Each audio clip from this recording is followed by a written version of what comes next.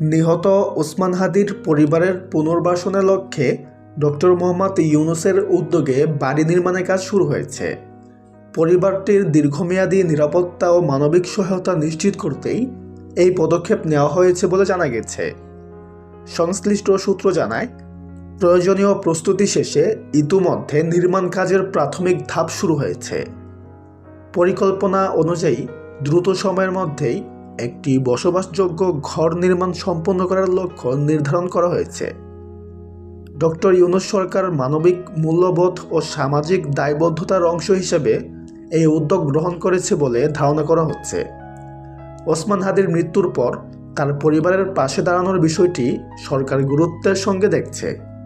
এদিকে স্থানীয় পর্যায়ে এই উদ্যোগকে ইতিবাচকভাবে গ্রহণ করা হয়েছে। এটি একটি দৃষ্টান্তমূলক মানবিক পদক্ষেপ। তো ভিউয়ার্স, এই বিষয়ে আপনার কি মতামত কমেন্টে জানাতে পারেন।